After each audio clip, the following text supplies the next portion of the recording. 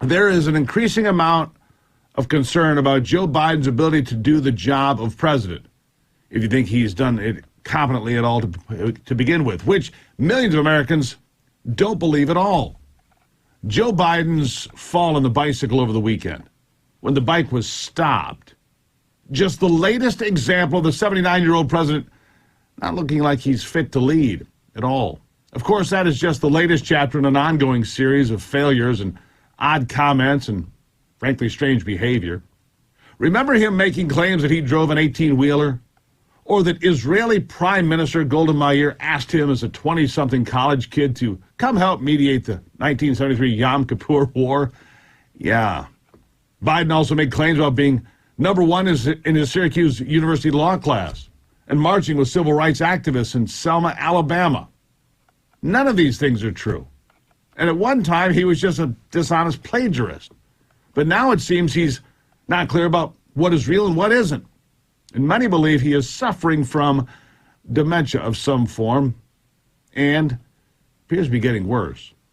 And what about his more recent claim that he was appointed to the U.S. Naval Academy? You see, the lies are getting wilder and more easily proven false, but Joe Biden continues to lie about just about everything.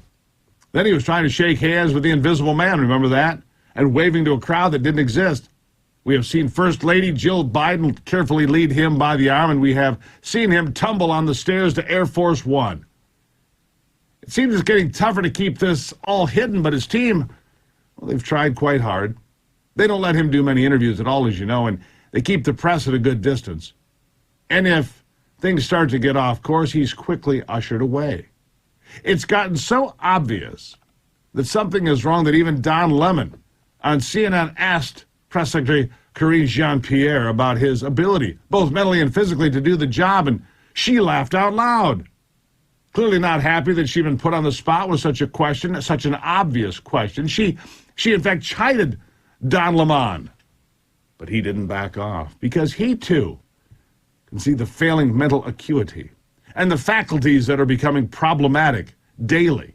Here's a reminder of that conversation. Listen. Does the president have the stamina, physically and mentally, do you think, to continue on even after 2024? Don, you're asking me this question. Oh my gosh, he's the president of the United States. You know, I can't even keep up with it. We just got back from New Mexico. We just got back from California. That is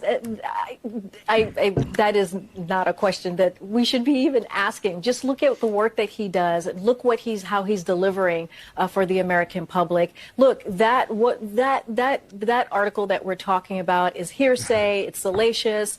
That's not what we care about.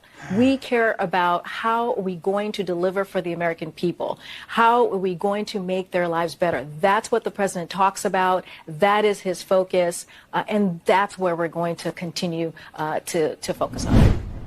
Don, oh my gosh, this is supposed to be a cream puff interview. Don, you can't ask me that, Don. Of course he can ask.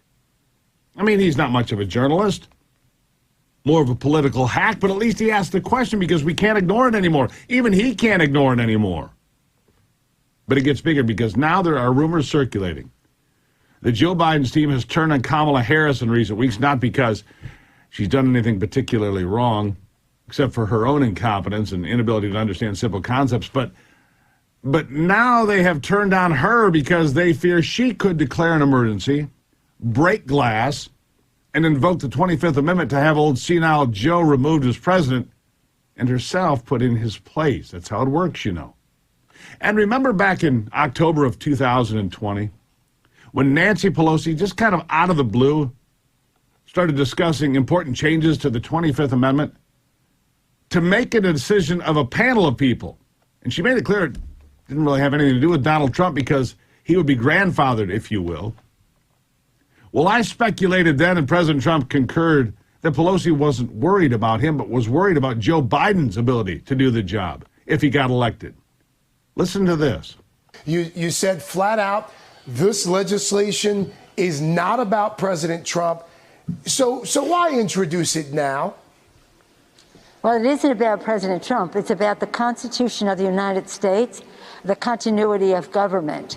And again, if it were about Trump, we wouldn't do it, because the fact is this would protect President Trump, because it says it isn't about anybody's opinion of his behavior. It has a formula of healthcare professionals and statespersons chosen equally by Democrats and Republicans, with a strong role for the vice president in what would happen should the president become incapacitated.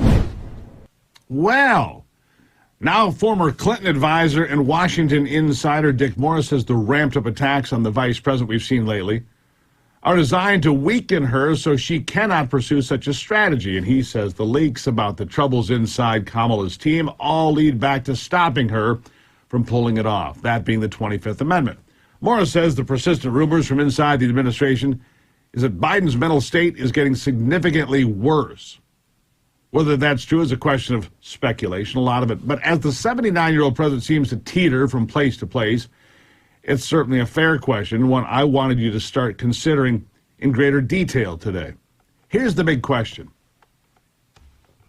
Are we better off with a senile Joe Biden teetering around as president, or with Kamala Harris, clearly unqualified? Neither one ready for prime time, frankly, and I don't want either one answering the phone at 3 in the morning in case of an emergency in the world. I don't. But let me leave you with one other interesting scenario. What if the Republicans go after both Biden and Harris with an impeachment process, say, in January of 2023, and what if they succeed? Wouldn't that make the Speaker of the House next in line? And right now that looks like it would be Kevin McCarthy. Go ahead and game that one out in your head for a moment or two. Meanwhile, Americans continue to suffer under this failed administration. And we're going to take a closer look at that and the economy and all the numbers when we get back. By the way, gas is at $4.97 a gallon now. Hallelujah. National average, most states still paying over $5. The majority of states still paying over $5, but the national average, $4.97. So they consider this some sort of a wonderful thing.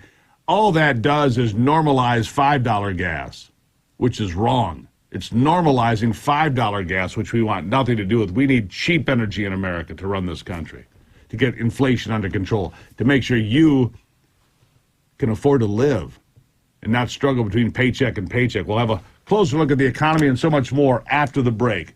This is the Steve Gruber Show. Glad to have you here for the conversation. I'll be right back.